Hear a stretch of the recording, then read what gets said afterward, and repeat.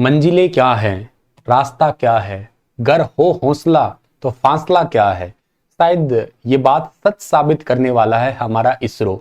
अब चंद्रयान 3 के बाद में इसरो तैयार हो चुका है सूर्ययान के लिए, यानी कि आदित्य L1 मिशन 2 सितंबर, इस तारीख को नोट कर लीजिएगा। 2 सितंबर को आदित्य L1, अभी बस 1-2 दिन की बात है, तब लॉन्च होने वाला है।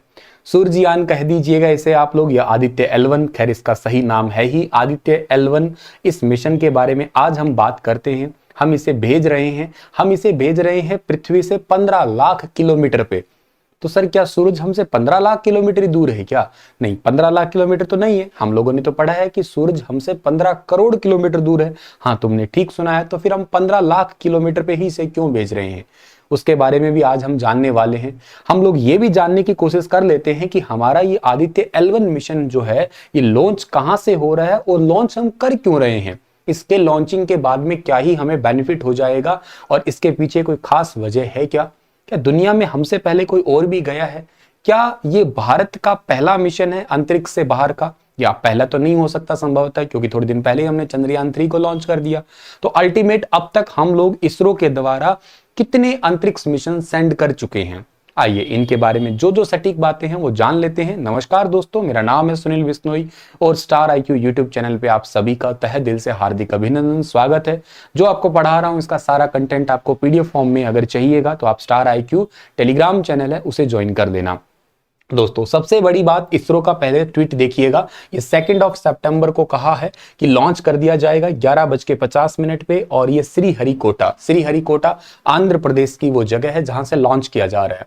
अब सबसे पहला सवाल आपके दिमाग में यही आ रहा होगा कि सर एक बात बताइए, हर बार ये श्रीहरिकोटा कोई क्यों रखते हैं, कोई और जगह क्यों नहीं है? और श्रीहरिकोटा अगर हमें दिखाई दे रहा है तो ये कहां पे पड़ रहा है भाई? है ये हमारा रहा प्यारा भारत, और ये ईस्टर्न साइड पे है, मतलब आंध्र प्रदेश के अंदर ईस्ट साइड में है। ये पूर्व दिशा के अंदर पड़ता है भारत के अंदर, ये ठीक है ना।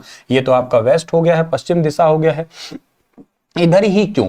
तो जितने भी सैटेलाइट दुनिया में लॉन्च किए जाते हैं मैक्सिमम सारे अपने ही देश के लगभग पूर्वी दिशा से ही लॉन्च किए जाते हैं। ये क्यों ऐसा है सर? इसकी वजह है आपके अर्थ का जो रोटेशन है ना, वो कैसे अर्थ आपकी कैसे घूमती है। अर्थ आपकी घूमती है पश्चिम से पूर्व की ओर घूमती है, ठीक है, ये याद रखना आप लोग। पश्चिम से पूर्व की ओर हमारी अर्थ चलती है, यानी कि वेस्ट से ईस्ट की ओर हमारी अर्थ चलती है।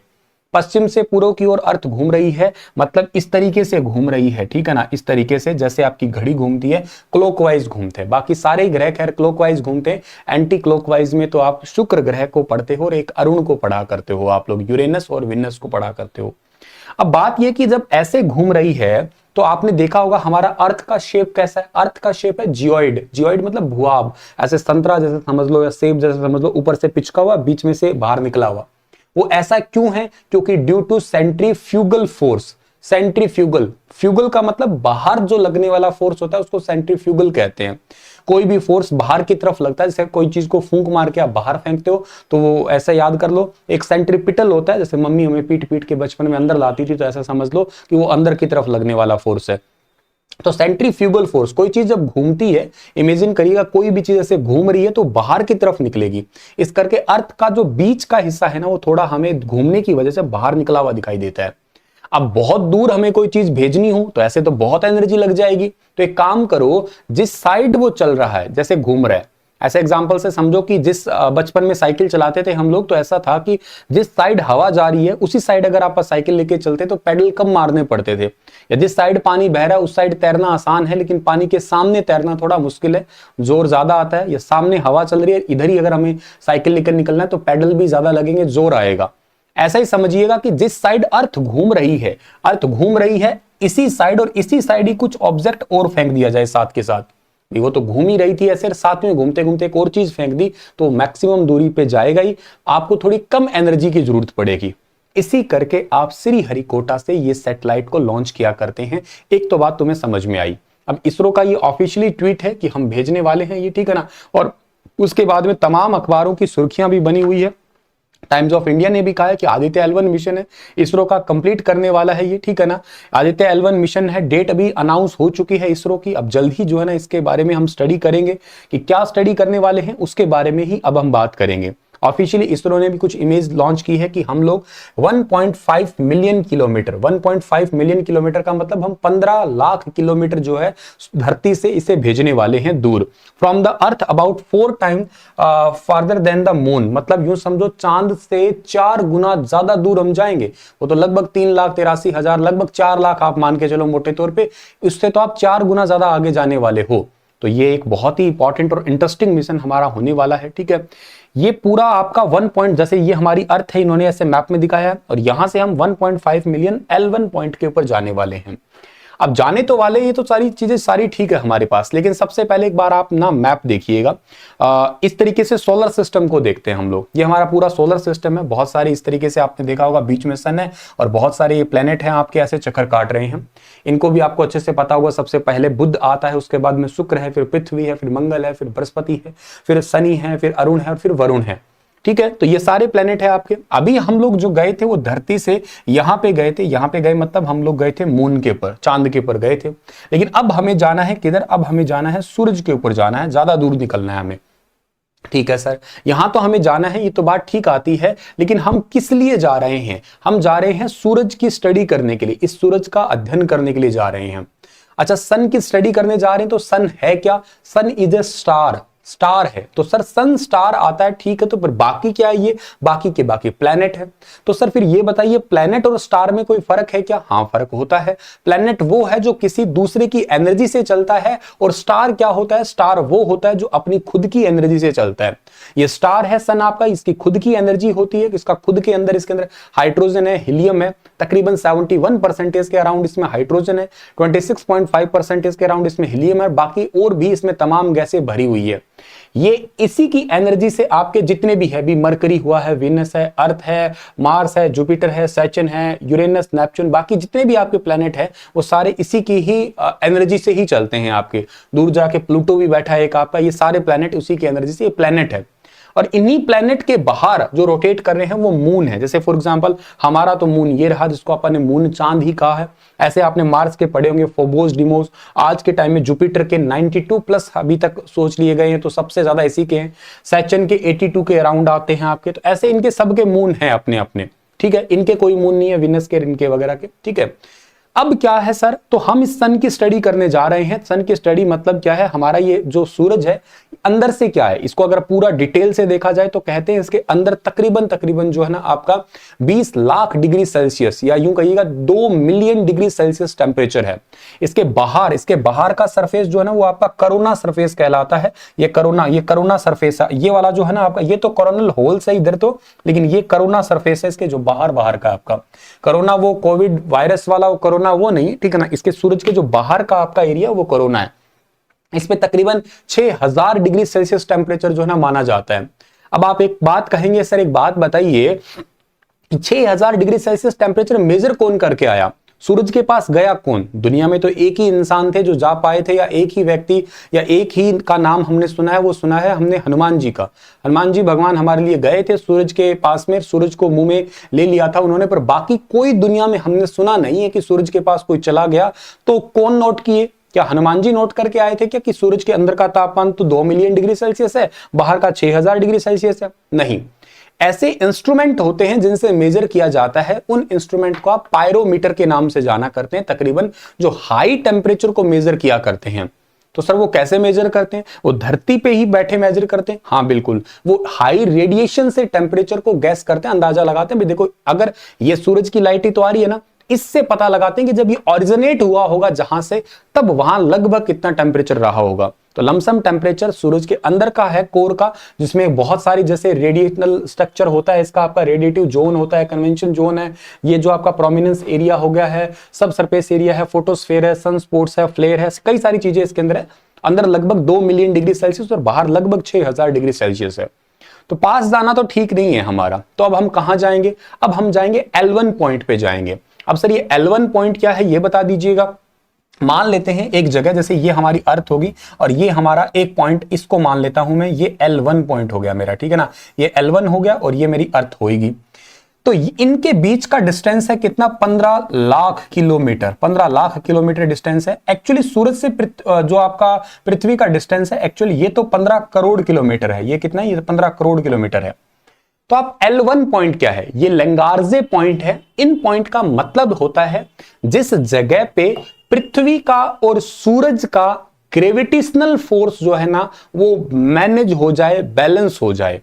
ध्यान से सुनना, एक 5 पॉइंट है आपके L1, L2, L3, L4, L5, 5 point है ये आपके लेंगार्जे 1 2 3 4 5। इस पॉइंट का मतलब है जिस जगह के ऊपर, जहां पे मतलब कोई ऐसा ऑब्जेक्ट रखोगे आप लोग, कुछ भी चीज रख दी, तो ना ही तो उसको पृथ्वी अपनी तरफ खींचेगी, ना ही उसको सूरज अपनी तरफ खींचेगा, मतलब वो अपनी जगह पे स्टैटिक वहीं पे ही रहेगा, जिससे वहां रुक के वो स्टडी कर सकता है। कहने का मतलब ये है, क्योंकि आपको पता है, कोई पूछे क्या सन का ग्रेविटेशनल फोर्स होता है, सर ऑफ कोर्स होता है, बहुत ज्यादा होता है। ना होता तो ये इतने सारे प्लेनेट इसके बंधे हुए क्यों रहते। आप सोच के देखिए, ग्रेविटेशनल फोर्स तो है ना, है गुरुत्वाकर्षण बल, इसका तो लगता है, क्या इसका है सर, ऑफ कोर्स है सर ग्रेविटेशनल फोर्स। तो बात ये आती है कि जब ग्रेविटेशनल फोर्स इनका है, तो ऐसी जगह जहां पे ग्रेविटेशनल फोर्स सन और अर्थ का 0 हो रहा है, that point is L1, Lagrange point number 1। और इस पे ही हम लोग अपना आदित्य नाम का मिशन आदित्य L1 भेजने वाले हैं, जो कि सन की स्टडी करेगा वहां रुक के। अब ये बताइए सर, हम स्टडी करेंगे क्या और क्यों भेज रहे हैं, वो बात भी बहुत इंपॉर्टेंट है। आपको शायद अच्छे से पता होगा, हमारी जो सन, हमारा जो सन है ना, उसके अंदर से कुछ सोलर फ्लेयर निकलते हैं। सोलर फ्लेयर निकलते हैं मतलब सर, ये आपका सन है, सन के अंदर से कुछ ऐसे आपकी आग से निकलती है, सोलर फ्लेयर निकलते हैं आपके। जैसे ये आपका सन है, सन के अंदर से जैसे जैसे आग की लपटें से निकलती है बाहर, ठीक है ना, ये आग की लपटें हैं, इस टाइप से समझ लीजिएगा। तकरीबन कुछ ऐसे सोलर फ्लेयर निकलते हैं।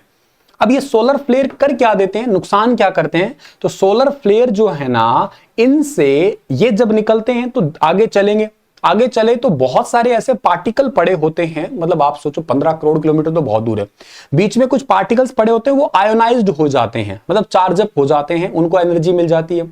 अच्छा, जब वो आयोनाइज्ड हो जाते हैं ना, तो वो आगे आके हमारी धरती के पास में जो कम्युनिकेशन सैटेलाइट है, क्या सर धरती पे कम्युनिकेशन सैटेलाइट है, भाई धरती के ऊपर तो आप अगर ध्यान से देखो तो कम्युनिकेशन सैटेलाइट ही सैटेलाइट है, झड़ियां लगी हुई है। मैं कह रहा हूं आने वाले समय में अपने आप में ये भी एक बड़ा चैलेंज है, जिनको स्पेस डेब्रीज कहते हो, अंतरिक्ष का कचरा कहते हो, इनको आके डिस्टर्ब करते हैं। मतलब क्या है, इनको डिस्टर्ब करने का मतलब इनसे इलेक्ट्रोमैग्नेटिक रेडिएशन इफेक्ट की वजह से ये काम करना बंद कर देते हैं, और जब ये काम करना बंद करते हैं तो हमारा कम्युनिकेशन ब्रेक हो जाता है। सर क्या इनसे हमारा कम्युनिकेशन चलता है, भाई आपका कम्युनिकेशन सारा सैटेलाइट की मदद से ही चलता है। एक्चुअली जो भी बात है, कहीं पे भी किसी भी देश में, यूरोप में कुछ हो रहा है, अमेरिका में, कनाडा में, दुनिया में किसी भी जगह पे कुछ हो रहा है, तो हमें वो सेकंडों में पता लग रहा है, तो वो कहीं ना कहीं मदद सैटेलाइट की ही है। आप मुझे देख पा रहे हैं, ये भी उसमें भी हिस्सा एक सैटेलाइट का, सिक्योरिटी का हिस्सा हमारे देश के लिए वो भी एक सैटेलाइट का ही है। तो बहुत ज्यादा हम डिपेंडेंट है सैटेलाइट पे। तो सैटेलाइट डिस्टर्ब होते हैं इलेक्ट्रोमैग्नेटिक रेडिएशन इफेक्ट से, किससे, सोलर फ्लेयर। जो सोलर फ्लेयर मतलब यूं समझ लो कि सूरज से उठने वाले तूफान होते हैं, या कहीं गर्मी के तूफान, सूर्य के तूफान जो होते हैं, जो उठते हैं वहां से, लेकिन वो आयोनाइज्ड करते हैं किसी पार्टिकल को और डिस्टर्ब करते हैं सैटेलाइट को। तो सर अगर हम ये मिशन लॉन्च कर देंगे तो इससे क्या फायदा होगा, इससे फायदा ये होगा कि जो सोलर फ्लेयर निकलेंगे तो हमें सैटेलाइट जो हमारा L1 पॉइंट पे पड़ा उससे दिख जाएगा कि हाँ ये निकला, इस पार्टिकल को चार्ज अप किया और आगे जाके हमारी सैटेलाइट को डिस्टर्ब करने वाला है, उससे पहले ही हम लोग इसकी जगह हटा लेंगे। क्या सर ऐसा पॉसिबल है? हाँ, नेत्रा प्रोजेक्ट है। नेत्रा प्रोजेक्ट मैं किसी दिन पढ़ाऊंगा आपको। 2000 हमारा 2021 में ही लॉन्च हो गया था वो तो, और इसरो ने बेंगलुरु से लॉन्च किया था नेत्रा, इसरो का। हम यहां बैठे से रिमोट कंट्रोल कर सकते हैं, मतलब समझो। तो आप सैटेलाइट को आगे पीछे कर सकते हैं अपना, और इससे आप जो भविष्य के अंदर होने वाले ये सैटेलाइट का जो मिसकम्युनिकेशन है उससे रोक सकते हैं, मतलब सोलर फ्लेयर से बचा सकते हैं, इनडायरेक्टली आप कह सकते हो। ये अभी कैसे काम करने वाला है हमारा, उसके बारे में भी हम बात कर ही लेते हैं कि हमारा जो ये पूरा मिशन है ना, इसके अंदर एक्चुअली क्या है, 7 पेलोड लगे हैं। 7 पेलोड। ये दिखने में कैसा है मैं आपको दिखाता हूं। ये दिखने में कुछ कुछ ऐसा है आपका। ये देखो, इसके पूरी जानकारी तो किसने दी है, कंप्लीट बात बताऊं तो स्पेस एप्लीकेशन सेंटर अहमदाबाद के निदेशक है नीलेश एम देसाई। इन्होंने एक न्यूज एजेंसी ANI उसको इनको पूरी बात बताई कि हम 2 सितंबर को लॉन्च करने वाले हैं। आदित्य L1 जो है ना, ये पहला स्पेस बेस्ड इंडियन लैबोरेटरी होने वाली है।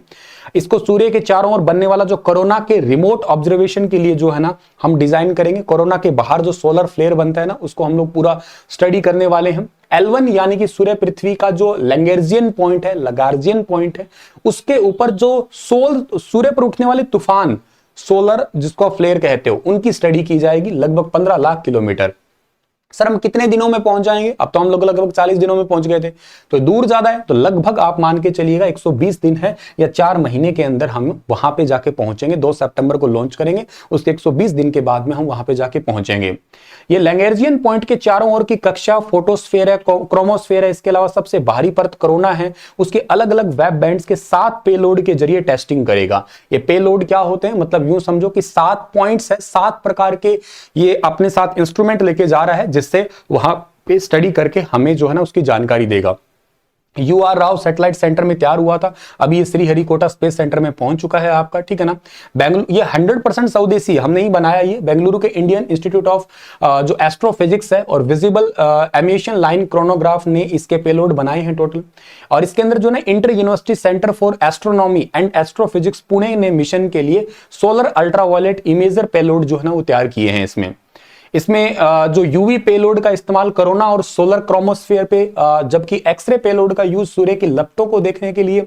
पार्टिकल डिटेक्टर और मैग्नेटोमीटर पेलोड है, चार्ज पार्टिकल के हेलो ऑर्बिट तक पहुंचने वाले मैग्नेटिक फील्ड के बारे में हमें जानकारी देंगे ये।